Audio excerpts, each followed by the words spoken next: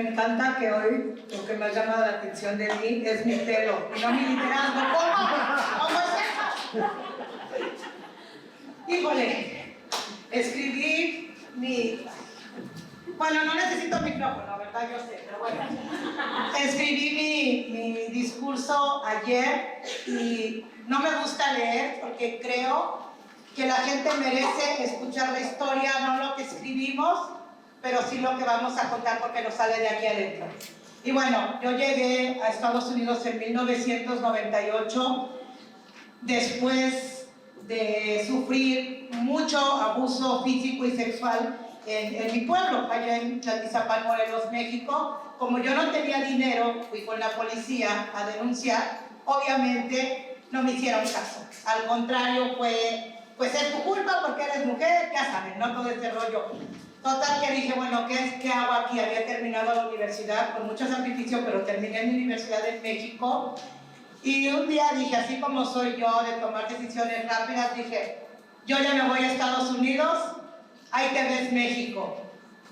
Pero sí salió mi cuerpo de México, pero México no ha salido de mi corazón. Aquí lo traigo, siempre. Y por cierto, viva México, porque hoy es su independencia.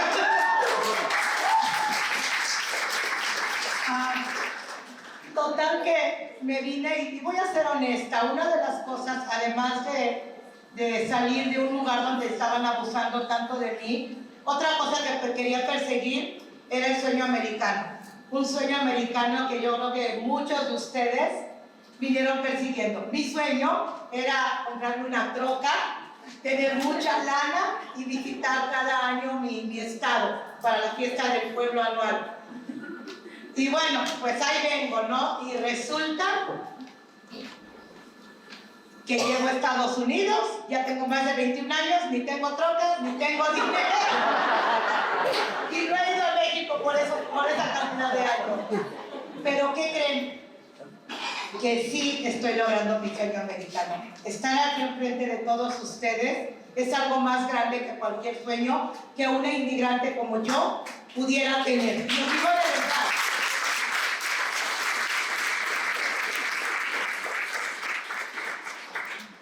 Estar parada aquí no representa el poder que tiene Gina Millán, que no es una líder comunitaria. Yo no creo que soy una líder, yo nada más creo que soy una mujer, una comunicadora que tiene tanta pasión por transmitir su mensaje y por impulsar a que toda la comunidad entienda que tenemos que luchar, que nos tenemos que involucrar y que tenemos que participar en la vida política de este país. Con la voz que tenemos, no importa. No importa si soy indocumentada, si apenas soy residente o si ya soy ciudadana, todos tenemos una voz. Y una voz en la que nadie nos va a callar. Brevemente les cuento mi historia. Cuando llegué conseguí trabajo en una fábrica como obrera. Me pagaban $8 la hora. Después de 7 años, un día me dijeron, estás despedida, aquí está tu cheque. Y me fui. Busqué trabajo por varios tiempos hasta que encontré un lugar donde limpiar casas con $11 la hora. Me quedé 3 años ahí trabajando. Una noche, como por ahí de noviembre del 2006, mi nena, que ya tenía 6 años en ese tiempo, nació aquí, mi hija Gianella, mi hermosa hija Gianella, se puso muy enferma. En ese tiempo yo estaba casada y nos fuimos a llevarla al hospital, como era lógico. Cuando salimos de ahí, la policía nos detuvo. Afortunadamente no era yo la que estaba manejando, era mi esposo, lo cual fue muy padre, y nos mandaron a corte. Afortunadamente no nos detuvieron y nos preguntaron por nuestro estatus, solo nos mandaron a corte.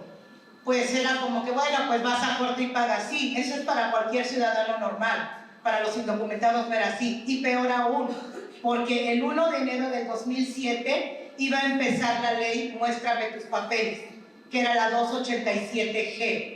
Yo estaba aterrada, yo ya sentía que nos quitaban a mi hija, que nos deportaban, que nos sentaban en la silla eléctrica, bueno, yo ya sentía todo, ¿no? Y total que yo siempre escuchaba la estación donde ahora tengo el programa de Mujeres de Color, la 1150 de AM, y escuché que estaban organizando un foro migratorio.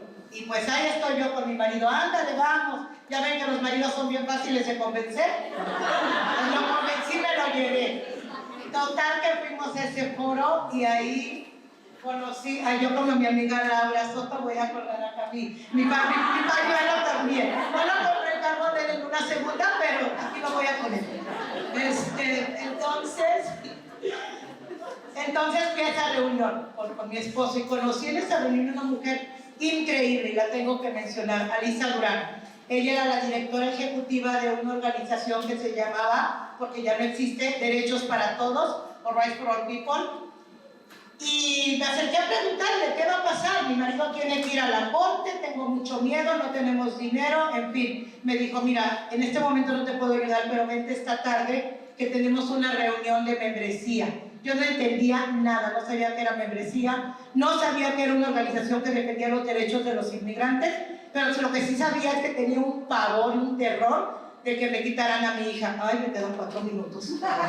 Entonces, cuando fui a esa reunión y vi cuánta gente, cuántos ciudadanos americanos estaban trabajando por algo por lo que yo debería estar luchando, me inspiré. Y me encantó ver a tanta gente ahí queriendo defendernos. Total que me involucré, como me quedan 4 minutos, me tengo que brincar otra parte de la historia. Total que arreglamos la situación, no deportaron en ese tiempo a mi ex marido, lo deportaron después, pero ese ya no fue mi asunto. Entonces, me involucré con Derechos para Todos.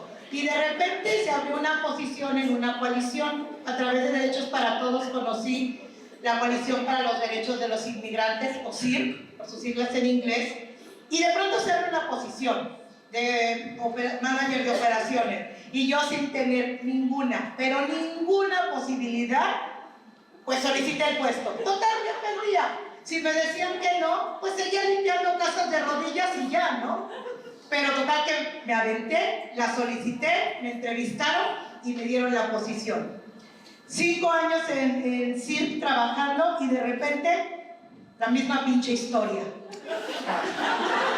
De la nada llegan y me corren. ¿Sabes qué? Se te acabó el contrato y te tienes que ir. Mi hija acababa de salir del hospital una semana antes que había tenido una cirugía. ¿Verdad, comadre? Ella me ayudó mucho en ese tiempo.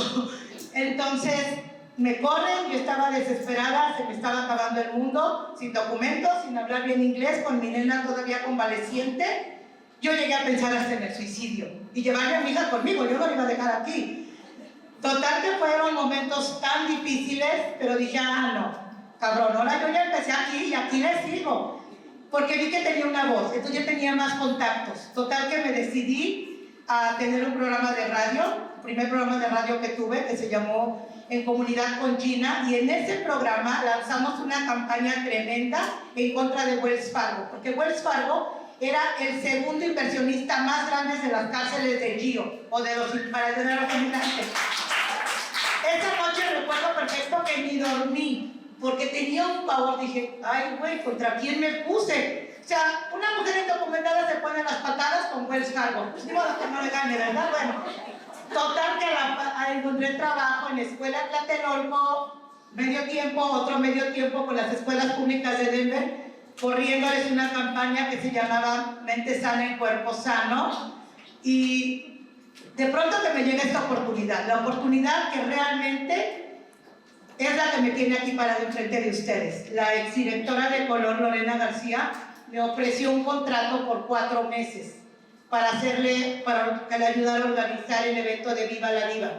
Y el mes pasado cumplí 8 años trabajando con Color. Sigo siendo una contratista, pero una contratista de 8 años y ahí sigo. Y bueno, y esa es la razón por la que estoy aquí. Yo sé que tengo que terminar ya, pero a mí nadie me va a callar. Y si de repente otra vez se repite la historia y Color me corre, me vale. No me importa. Yo sé que voy a buscar un trabajo y lo voy a encontrar, pero nadie me va a callar. Así como no han callado a todas las personas que están en santuario. Así como no han callado a la gente que ha sido deportada. Así como no han callado a los jóvenes soñadores que tienen daga y que siguen dando la cara. No me van a callar. Y yo no quiero que callen a ninguno de ustedes, a ninguna de ustedes. Porque tenemos una voz y tenemos un poder. Y si no usamos la única arma y herramienta que tenemos, que es nuestra voz, nos va a cargar la fregada a todos. Y no se vale. No se vale que no se involucren. Tengo que terminar, y eso sí lo tengo que leer. Tengo que dejarlos con 3 cosas. Fue el único requisito que me dieron, que los dejara con 3 cosas. Y esto es lo más importante de todo este rollo que les vine a decir aquí. La primera, piensen si realmente están viviendo su sueño americano. Si esto es lo que soñaron cuando vinieron a este país, arriesgando la vida. Si este es el país en el que desean vivir ustedes y en el que quieren que vivan sus hijos. La segunda cosa, piensen que su voz es lo único que les va a dar poder. Y si ustedes no se involucran en la escuela de sus hijos, en una organización, les van a quitar su voz y nos van a quitar la dignidad. Yo no quiero que me quiten la dignidad, ni quiero que se la quiten a ninguno de ustedes. Y por último, honremos a nuestros ancestros. Honremos a las personas que ya no están en este mundo. Mi mamá se murió el mes pasado, se murió el 12 de agosto. Y no pude regresar a verla después de 21 años. Mi abuela Esther, mi madre se llamaba Irma, mi abuela Esther murió hace 3 años. Tampoco la pude volver a ver. Mi bisabuela, que fue la que me crió, también murió. Por ellas, yo voy a seguir en la lucha. Pero por la persona que más voy a seguir luchando y no me voy a callar, es por mi hija Gianela, que es lo más grande que me ha dado la vida y es lo que me mueve a estar aquí. Buenas tardes.